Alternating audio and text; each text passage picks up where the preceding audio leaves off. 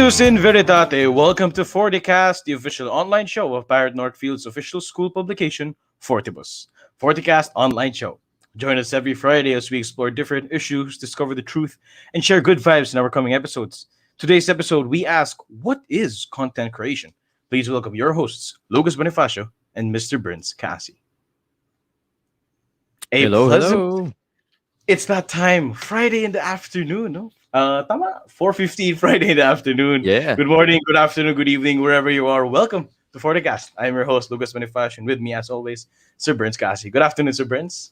Good afternoon, Lucas. It's so good to see you guys working on a holiday. Kudos to the Yes. FortiKast team. Palakpakan naman Speaking of natin a sila, guys. holiday, no? Kung hey Fatchoy po sa atin dyan. Happy Happy New Chinese Year. New Year sa atin lahat. So, kung nakikita niyo yung background natin, red, no? So, alam ko it Oo means nga, very prosperity Chinese. ata, no? So, I'm actually 1/6 Chinese, but I look full. So, I'm that Yes, you convincing, look no? cool. I'm that convincing. So thank you so much for joining us today, dear friends. Good afternoon. Welcome to FortiCast Season 2. Kamusta naman kayo, guys? We had a great week, Sir Bernz. I don't know about you. I had a great week this Definitely. week. Dami mga naganap and dami rin mga nagawa. Pero I think it was very fruitful. So what about you, Sir Bernz? Any highlights of the week you'd like to share to us today? Well, I'd like to share with our dear mariners that Mr. Sotor, Mr. Calderon, and I went to our new home, our permanent site in Sun Valley, and we did some videos there that we will be launching in preparation for our Fev 27 open house. So I'm pretty Yun. excited about this new project. No, we are really putting all of our efforts to make this new home the best one ever for Northfield community, and it's something to really look forward to, Lucas. And I Tama, hope Sir you guys Bernz. can visit 2 years from Of now course, kasi of course. yan, Matik remote yan. learning pa din, and then 2 years from now we will use our campus, God willing, na mas okay na yung ating public health situation. Tama. And here, sir, na-flash ko na kanina, but yeah, we are inviting everyone to join us Feb 27, 2021 for a virtual open house. So I think Ayan. nag-vlog sila, Sir Bernz, dun sa ating Oo. Sun Valley home, no? So thank you so much for Abangan that, ninyo yung vlog Sir na yan, si Bernz. Mr. Sator yung bida dyan. And Lucas, I'm not sure if you guys Go are ahead, sir. aware, no? Quick plug lang. We have an enrollment referral incentive program. So each family, no, if you get to inspire another family, let's say they have a kid in-enroll nila sa Northfield, merong incentive na binibigay ang school as a referral incentive para sa mga family. So ikaw, Lucas, no, if you can inspire your grade school friends sa ibang school and their families to enroll, your family gets tuition fee rebate for that. No? So it's an exciting thing. For more details, kontakin nyo lang ang info@parefnorthfield.edu.ph. Yeah, memorize ko na yung dulo ng email yan. Ganun din yung email ko. Or I think you can Yeah. also reach us out to the official Facebook page of Northfield, not Paref Northfield School Full Yan. Voice. Sila Sir Burns po ang sumasagot para sa inyo. Ikaw, Alright, so Lucas, kumusta ka? ako, great week, no?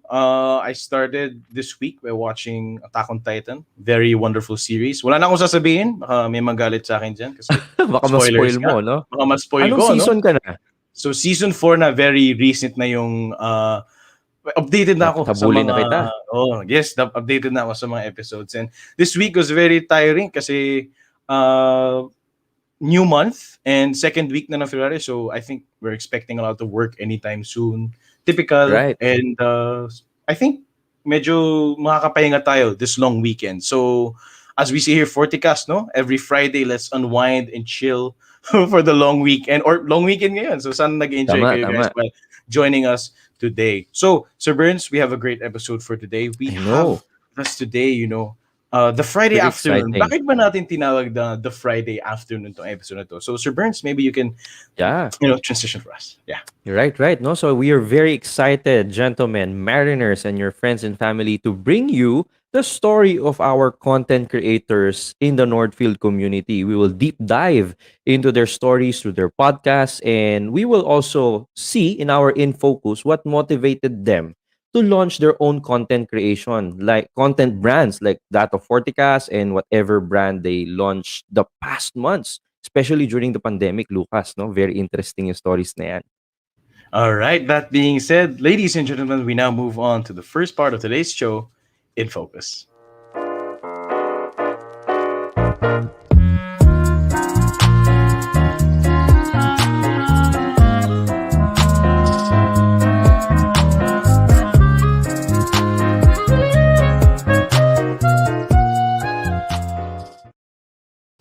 All right. So for our in focus today, sabi nga ni Sir Burns, we've brought to the studio, studio talaga, no? Virtual studio. Our virtual studio, our dear friends who are also content creators, and here to share with us their stories and inspire all of our mariners out there to start their own content creation. Please welcome 2015 Northfield Batch alumnus Clark Diño and our very own Mr. Rodney De Leon. Good afternoon, guys. Welcome to the show. Hello, hello. Welcome. Hello. Hello, Good hello. Good afternoon. Good afternoon. afternoon. Thank you so much Good for joining us. afternoon. No, kamusta kayo, guys? So, Kuya Clark, Sir Rodney, thank you so much and welcome to FortiKast. No, before we move on, maybe you guys can introduce yourself and share with us your own content brand. So let's start with Kuya Clark. Go ahead, Kuya Clark. Okay, so hi, I'm Clark, batch 2015 of Northfield. I'm part of COVID Revenge PH, a podcast wherein we discuss certain happenings throughout the pandemic and then certain business opportunities, and we share our experiences long throughout this pandemic. Nice. Ang ganda ng name, no? COVID Revenge. Sobrang Yes, solid sir. ng name. Thank Yes, you so sir. much. Thank you so much for joining us. Let's see on for Sir Rodney. Sir Rodney, good afternoon. Good afternoon. It's my pleasure to be here. Although for the audience and the viewers, I'm sure I'm a very familiar face. I am Mr. Rodney De Leon. I'm a teacher in Northfield and the class advisor of grade 8. And my the content I produce, well, actually, I'm a very newbie content creator. I'm pretty sure you guys are more pros and experts than me. But to give you a brief idea of the content I produce along with Sir Burns, because he's my co-host in this very newly launched CBCP show called Heart Speaks to Heart. So Heart Speaks to Heart is a weekly show run by the CBCP Media Office where we tackle and interview stories of different Catholic converts and reverts who once left the church for some reason, but with God's grace was able to find their way home to Rome. Wow, thank you so much, sir, for that. So, to our viewers out there, Room alam sweet ko home. may mga inspired dyan ngayon, mga willing gumawa ng excited or talagang fired up to create their own content brand. So, ito na ang pagkakataon nyo, guys. We have with us our dear friends. And if you guys have any questions no, that you want to ask our friends here, please feel free to share your insights also. All right? So, Sir Burns, kindly start our... Yes. Go ahead. I'm very curious sa story ng podcast nila Clark. And then of course, for the benefit of our viewers, I'll also ask Rodney about the story. Pero let's begin with Clark. My first question is, what was the story of your content? Like what triggered it, di ba? Did you just wake up one day and you told yourself, "Hey, I'm gonna make content." No? So, walk us Yeah. through the process, Clark. So actually, yung dad ko yung nag-start ng podcast. So, before the pandemic, I was living in Ortigas for college, all throughout my college life. So, bihira lang ako umuwi. Uwi lang ako for, kunwari, laundry or Sundays, ganyan-ganyan. So, when the pandemic hit, the lockdown, nag-start siya. So, nagdi-dinner na kami sabay-sabay. Like, after so long, ngayon lang kami ulit na kompleto sa dinner table. So, ang daming catch-up, tapos updates. Tapos doon namin naisip, parang, ang dami nating na-miss out sa buhay ng isa't isa. So, ba't di natin gawan ng, alam mo yan, since wala naman tayong ginagawa ngayon, so gawan natin ng podcast. So, ako, medyo hesitant pa ako noong una kasi, unang-una, wala akong alam dyan eh. Like, ako, shy akong tao eh. Like, di ako makwento in public. Kapag lumabas kami, ako yung mysterious guy sa gilid, sa kanto, ganyan. So, nung napag-usapan namin, ang una naming hinanap talaga is yung cast members ng magiging podcast. Kasi, ayaw naman namin na kaming dalawa lang kasi parang ang awkward naman na mag-usap kaming dalawa-dalawa magkasama lang kami sa same house, diba? So we built... You mean your dad, no? Me and my dad, yeah. Yeah. So we built a cast. So basically, nakahanap kami ng 3 other members. So una, yung dad ko, yung role niya sa podcast, siya yung business side.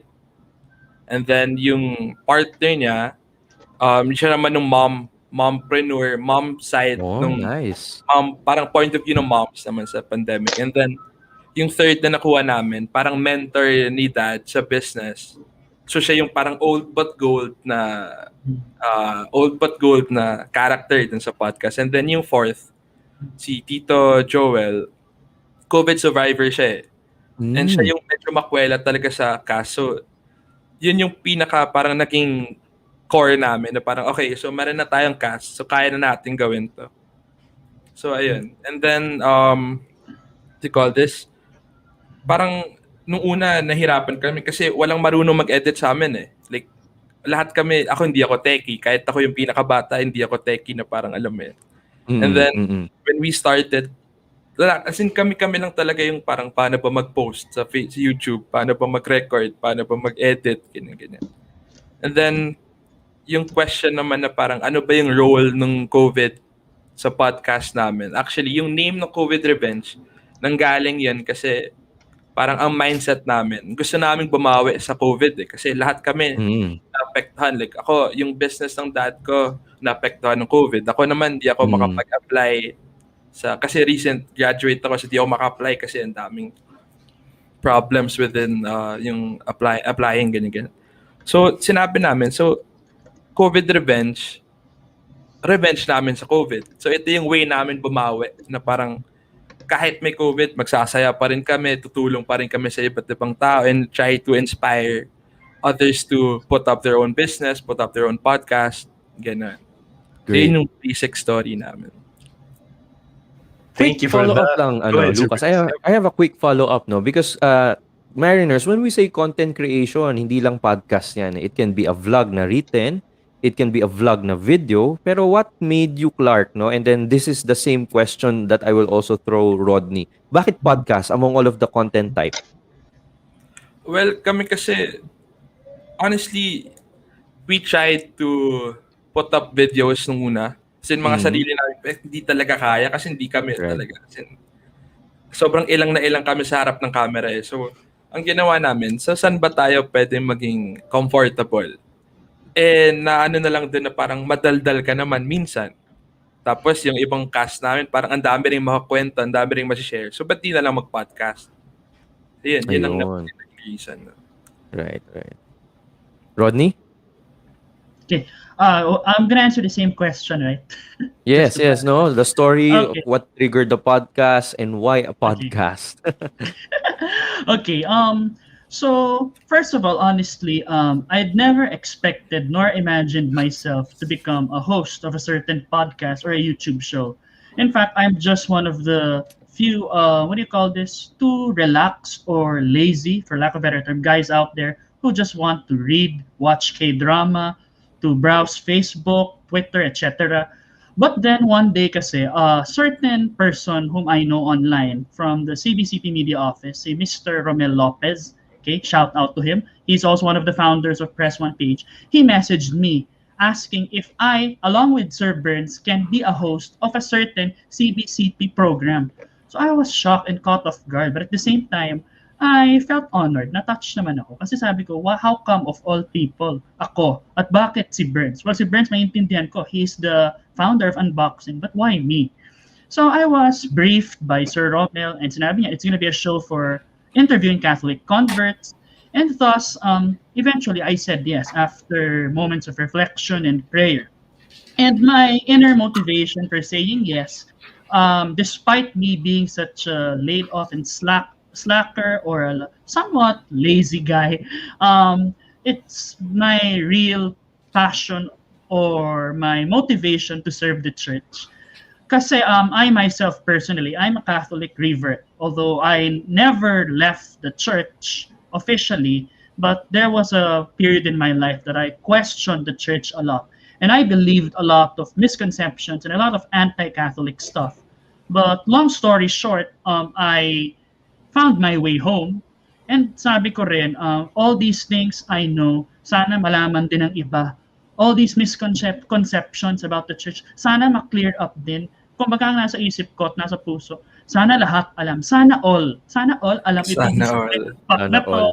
O, di ba? Sana all alam na itong teaching ito may biblical basis. Sana all ganito rin ka-passionate and zealous mag-defend ng faith. Well, not just passionate and zealous, but charitable and prudent and respectful, of course.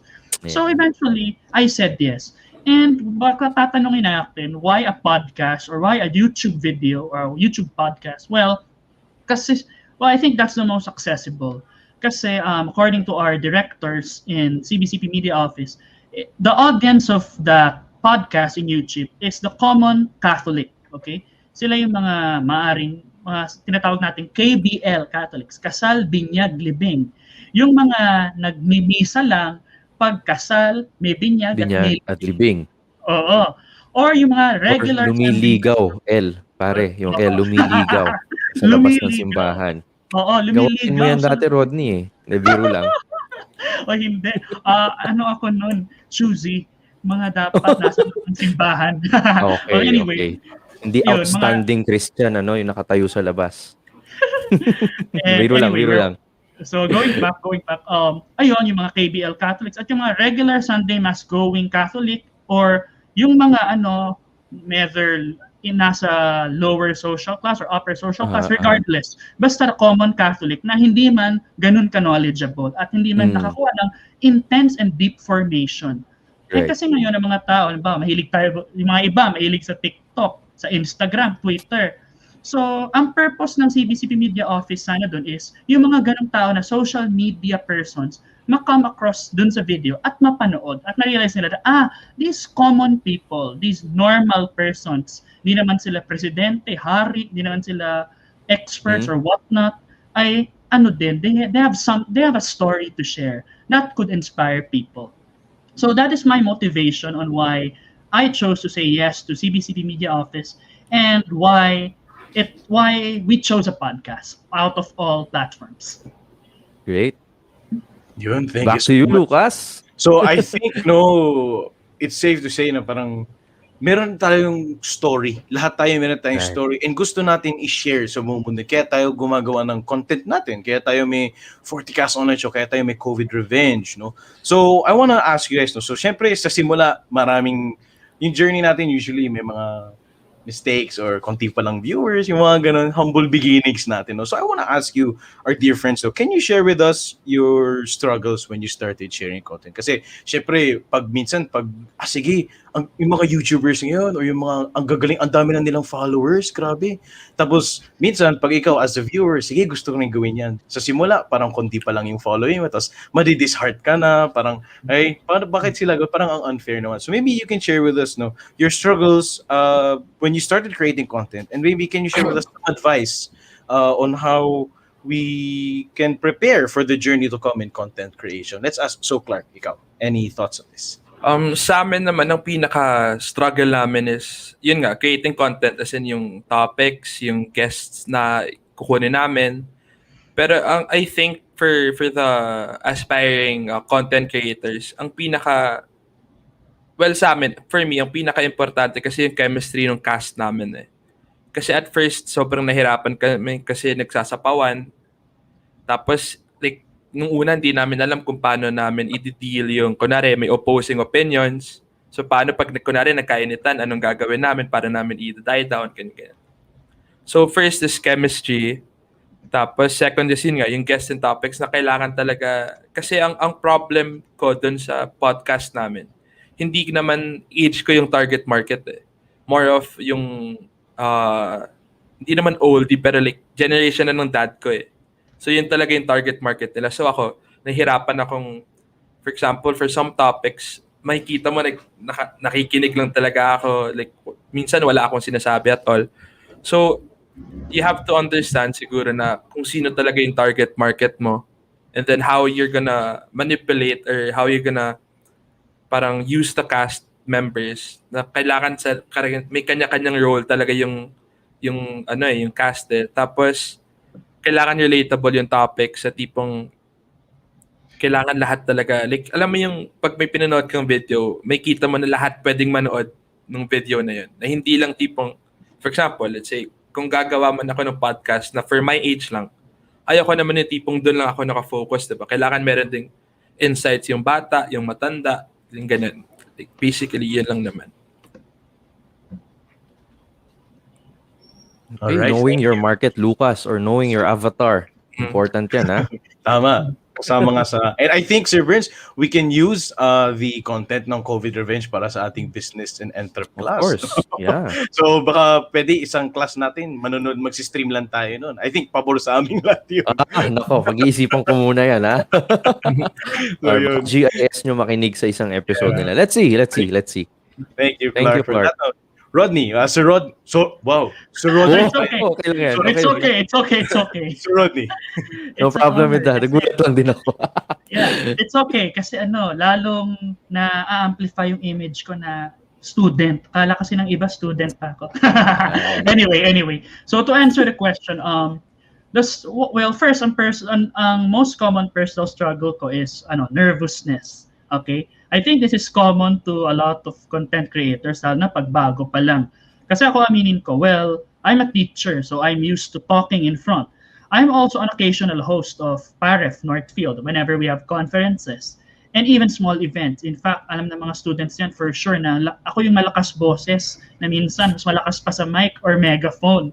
Diba? But despite my ability or capability to speak, I myself am not spared from the feeling of nervousness or anxiety too. So, that's one of my first struggles. So, how I deal with it is, una, hinga muna ng malalim and say a short prayer. At sabihin ko rin sa sarili ko na, wait, I'm doing this for the Lord. I'm doing this for the people. Hindi naman ito mere performance. Hindi lang naman ito for the sake of entertainment. This is also an act of service. So, maybe it's best if I overcome this nervousness and put all my heart to it. So, kumbaga, speak from the heart. Minsan, speak from the heart. Kaya nga heart speaks to heart, di ba? Your heart should be able to speak to the heart of your audience. Ganon. And ako kasi, usually kasi ako, I don't like reading scripts. Even when I host sometimes, kung meron akong guidelines, I always ad-lib. I add a lot of stuff na pakulo, na minsan, humahaba yung intro ng program dahil sa akin. So, tinatry ko rin siya apply sa Heart Speaks to Heart na kung saan, prompt. Sabihin ko, wait. I'll forgo with this. I'll just let things be and let my heart speak. So, ganun. Another struggle naman is yung guests din, like what Clark said. Ang hirap maghanap ng guests kasi lalo na in our case, meron naman na kaming list of possible guests pero we have to consider na we're in a Catholic country, ang Philippines. Di ba ang content or nature of our show is more on evangelization and dialogue. For this, na kung saan we interview mga Catholic reverts and converts. Catholic country tayo eh. So, karamihan talaga, maybe if I were to give an approximate ratio, out of 20 people, siguro 17 of them are Catholics. Not rebel. Or hindi man lang siguro sila umalis sa church or inaisip na i-question, siguro, ganun. So, it's a challenge. Unlike in the US and other Western countries na marami yan na nag-convert. So that's another struggle in finding a guest talaga. But I think the solution there is having connections. Okay? Dapat may connection ka. It's important to have friends, kumbaga. So hindi lang sa show. Let your heart speaks to your friends also. Para naman your hearts can connect and so they can connect your heart to other hearts. Right. Galing. Grabe. Thank you, Sir Rods. Kasi speaking of hearts, sa linggo, Hearts Day na po. Day no? na. Yes. Feb 14. Happy Valentine's Day in advance to our viewers out there, 40 viewers. So thank you so much for those wonderful insights. So Sir Bernz, take it away, sir. Yeah, nakakatuwa kasi yung mga struggles na sinasabi nila kanina, I could also relate to that when I was starting in my content creation journey, no? And I'm curious to hear some words of inspiration from our guests. A lot of students, more than 20 or even more than 30 at one point kanina, were watching us with some teachers. And I know, no, si Mr. Watt, one of our viewers, may mga content din yan. And when we say nga content, it can be a book, it can be a podcast, it can be a Facebook page. So how do you now encourage the young people and even adults who are thinking merong maliit na inspiration of content pero talagang di nila mailabas, nahihiya pa eh, they cannot push themselves. Clark, do you have any words of encouragement to these people? Ako, honestly, wala like, just do it. As in, honestly, wala namang mawawala kung, di ba? Wala namang mawawala kung i-start mo yan. Kung magkaroon ka man ng bashers, one side to look at it is, unang-una, publicity pa rin naman yun. So at least, di ba? Like, nag-generate ka pa rin ng curiosity and viewership, whatever. So, gawin nyo lang. As in, like, push nyo lang kahit ano pa yan. Kahit sa una, pangit, hindi okay, yung transitions, whatever. Gagaling at gagaling ka rin naman eh. And hindi mo rin parang hindi mo kasi alam na in starting your own content, malay mo maka-inspire ka ng iba or may matulungan ka with your content. So, wala. Go lang. Go for it. Rodney? Thank you. Well, in my case, I think una mong tatanungin sa sarili mo is, what do I love doing? What are the things I'm interested at? So you can make a list. Ano ba kung interest mo? Is it K-drama, anime, faith-related stuff? Is it novels, mythology, or whatever your interest is? And isipin mo, how can I share this kind of interest to others? In a way na may inspire sila. Hindi lang yung basta-basta, okay, na-share ko na alam na nila and that's it. It's not enough to make them know it. Kumbaga, they should also learn and love it by heart. And ito na naman tayo sa heart, ano? Puro, kaya na pa tayo sa hearts talaga. Well, yan, first thing, what do you love doing? And second, think what can you make something out of it? I mean, example, yun nga, podcast. Pwede mo ba siyang gawing talk sa podcast? Or can you turn it into a book? Okay? Can you turn it into a book? Kasi baka isipin mo kasi na ito ang common misconception siguro natin. Alam naman na ng lahat to. Meron naman ng ganitong podcast, may show na naman na ganito, may nagsulat na ng ganito, may YouTube channel na ganito. Tama naman, pero the thing is, you're forgetting na yung mga YouTube channel or podcasters na yon, yung mga authors na yon, yes, they know a lot, they know something. But you probably know something or can do something that those authors and other content creators cannot. Hindi naman to, I'm not saying na dapat competition to. That's not the point. Hindi ko sinasabing apakan nyo yung ibang content creators. Hindi ko sinasabi na na sabihin, bash nyo sila, sabihin nyo, mine is better. No, that's not the point. Hindi to competition. Tulungan tayo. Okay? So, halimbawa, if it's faith-related, meron ng faith-related podcaster, gumawa ka nilang sa'yo kung gusto mo. Malay mo, kapag pa kayo, collaborate. Ayun, collabs, di ba? Kasi kumbaga, if you have the same goal naman, if you goal to achieve, instead of competing with each other, why not collaborate? Para naman mas ma-achieve natin yung goal. Okay? And third is, wag ka mahiya. Ayun. In other words, kapalan mo mukha mo. Kasi wag mo pansinin kung may wag mo isipin kung ano sabihin ng iba. Kahit pa i-bash ka nila. Yun nga, like what Clark said and sina Lucas din, yun natawa tayo kanina, bashers, they're actually helping you in a way. Kasi publicity din yan and engagement yan. Kaya siguro maganda pag i-reply mo kung may bash. Thank you for the engagement. Thank you. Thanks for the time. Ayos, thank you. So, Sir Bernz, you check that. I just want to share a quick tip also, no, for those who really want to start content creation and nai-imagine mo, ang dami mong gustong gawin. Gusto mo magsulat ng libro, gusto mo mag-YouTube channel, gusto mo mag-podcast. Ang tip ko lang dyan, start with one pillar content. If it's a podcast, go with the podcast first and then repurpose your content if you want to create a book.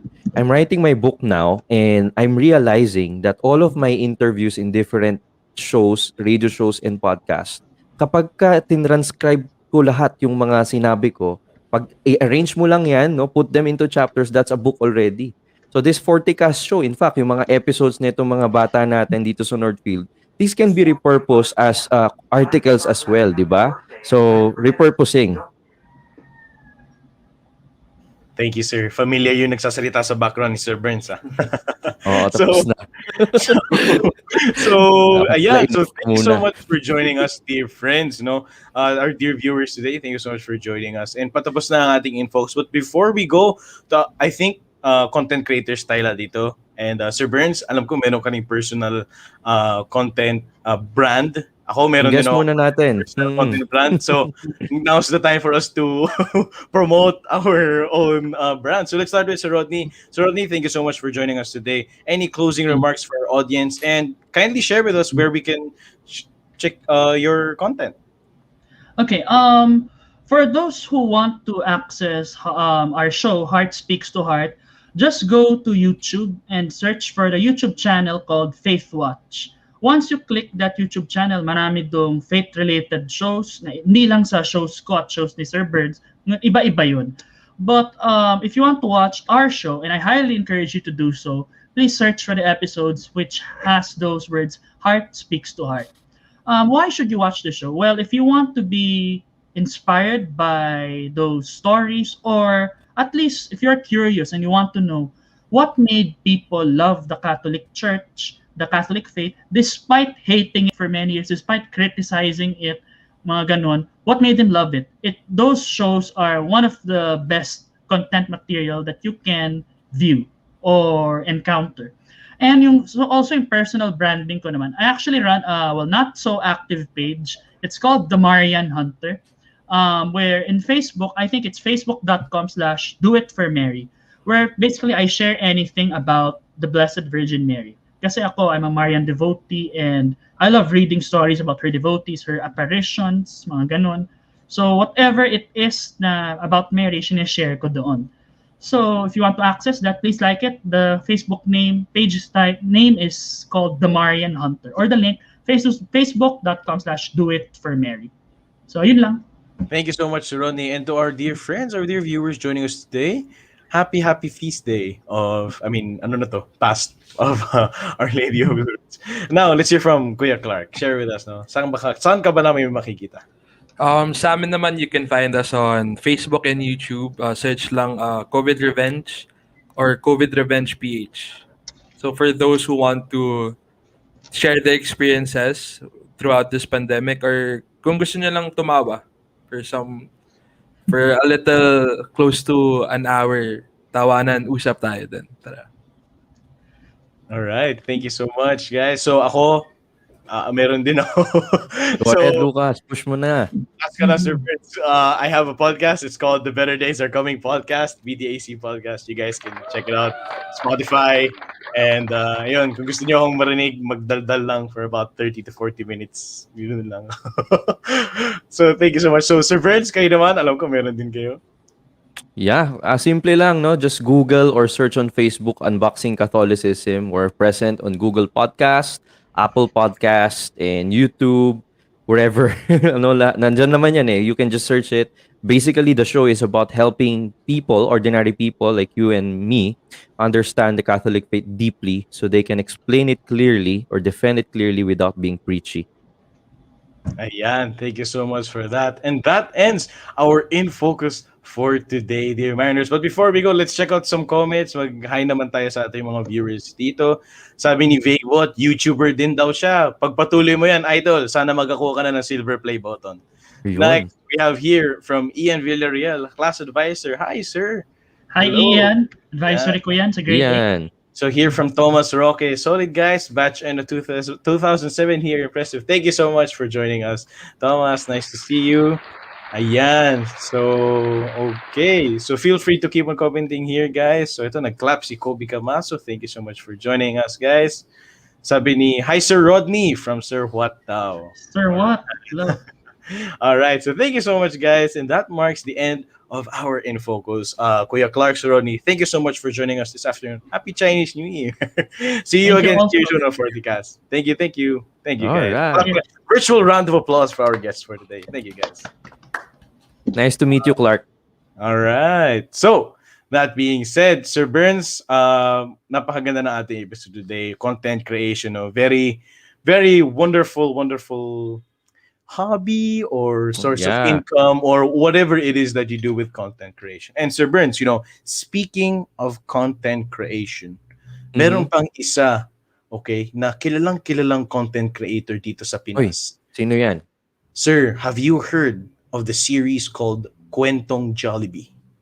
Of course, no? I've heard about the Jollibee commercials. Galing ng content yan. Lalo Galing, kang di ba? maiiyak, matatawa, kikiligin. Kung ano mararamdaman mo, no? So that being said, dear friends, we now move on to today's 2 cents.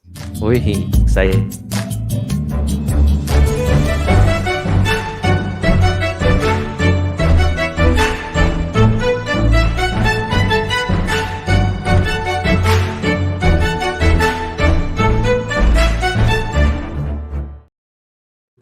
All right, so we now move on to today's 2 cents. Guys, so sana excited kayo dito. Sabi nga ni Francis, no, bida ang saya. Indeed, bidang-bida nga ang saya. So, dear friends, speaking of content creations, we now proceed to our 2 cents for today.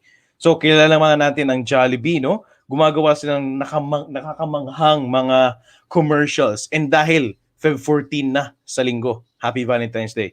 So, Bernz, today, let's give a short commentary, no, sa isa nilang mga sa isang part ng series nila this year. So to our tech team, you guys have the choice kung ano pwede nating panoorin dyan. And yan, meron tayong ayan. So, let's play. Pwede ba natin i-pause muna? Pause muna natin. Okay. So, that being said to our dear viewers, hindi pa namin napapanood ni Sir Bernz. Kung napanood nyo na guys, samahan nyo kami. Oo, live reaction to. So, mag-mute muna kami ni Sir Bernz para maganda ang daloy ng audio. So, halina't kilalanin ang isa sa mga giant content creators out there, wonderful, touching content creators out there, Kwentong Jollibee.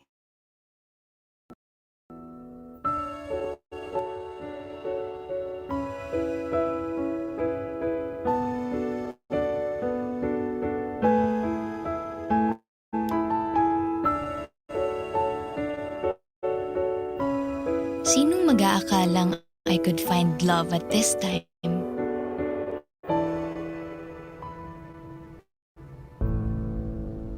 Lockdown is extended nationwide. Everyone is advised to avoid contact. Ngayon pang malayo sa lahat, laging mag-isa.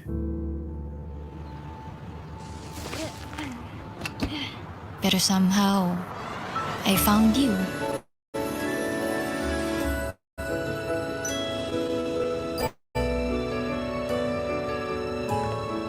Hi, miss. Do you need help?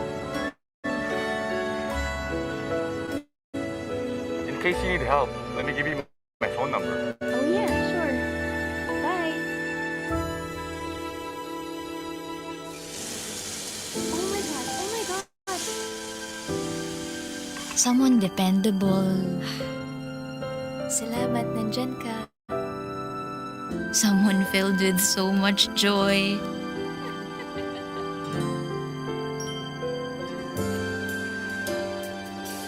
Wow, you're doing great. Yung nag-push sa akin beyond my comfort zone. At habang nakikilala kita, the more I realize how much you deserve to be loved. So tonight, I celebrate finding that someone.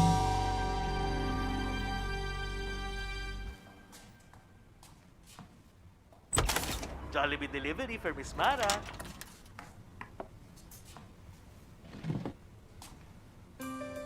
The someone who was in me all along.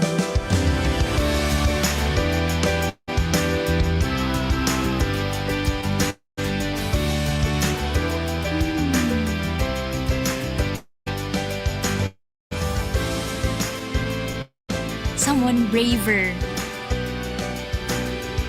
stronger, Hi, miss.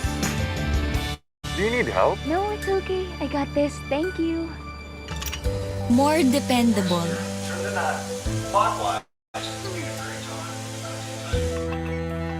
Kaya ko nga pala, Mr. Fix-It. Salamat, nandyan ka. Bolder. More loving. Dahil na-realize ko, I can give joy to others more. When I give myself the care and the love that I deserve.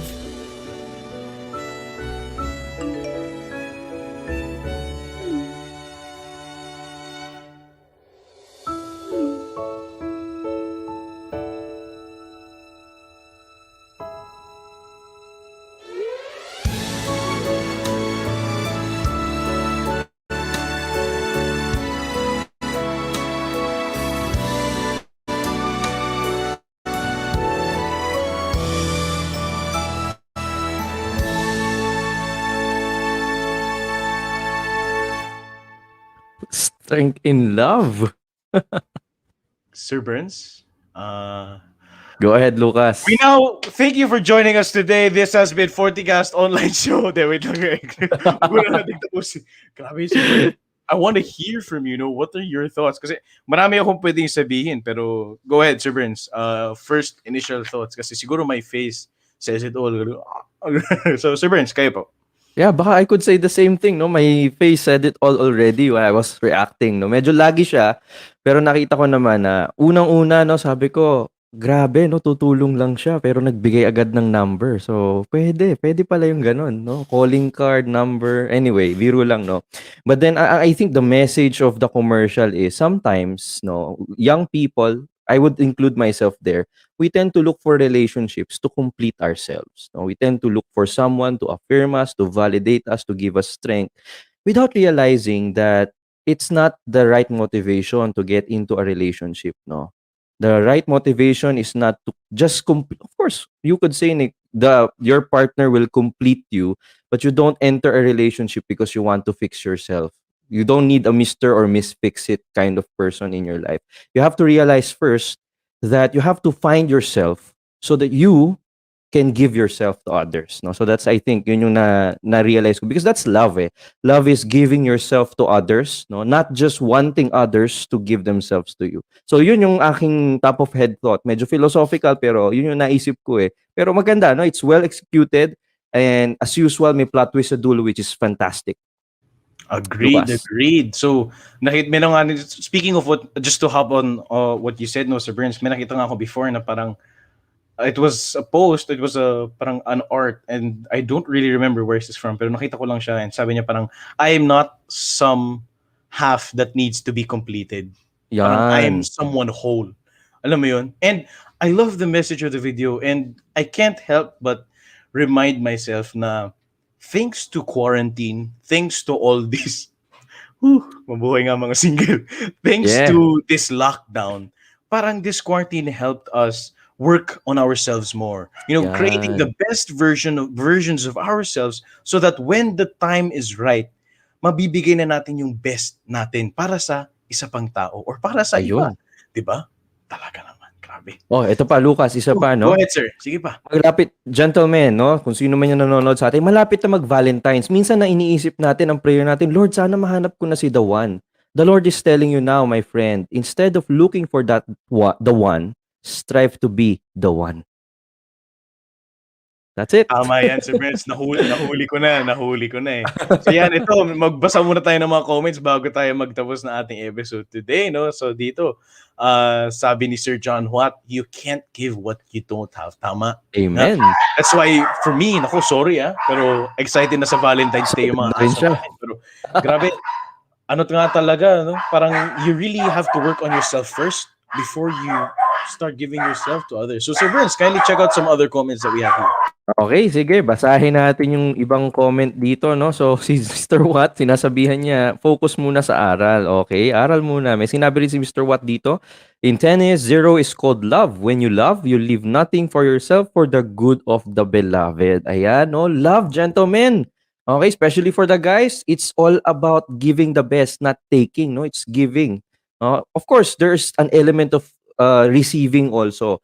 Pero our duty as gentlemen is to protect the dignity of the women by, giving and letting them realize their worth and their best, especially on those days and times when they forget their value. Okay, so we can talk about that in other episodes, Lucas. Tama, pwede pa tayo mag-dive on that. Pero ito sabi nga ni Vaguebot, my wine and only. Di pa kasi tayo sponsored ng Novelino eh. Pero shoutout mo sa Jollibee. And also, the video that we had today was taken from their YouTube channel, no? youtube.com/JollibeeStudios/videos. Check out nyo na lang yung YouTube channel nila, guys. Marami pa. I think that is part 2 ng series nila, yung 2021 series nila, if I'm not mistaken. Yeah. So, yung ating background na ngayon, Jollibee yung itsura. So, kami po ay nananawagan sa Jollibee. Baka naman.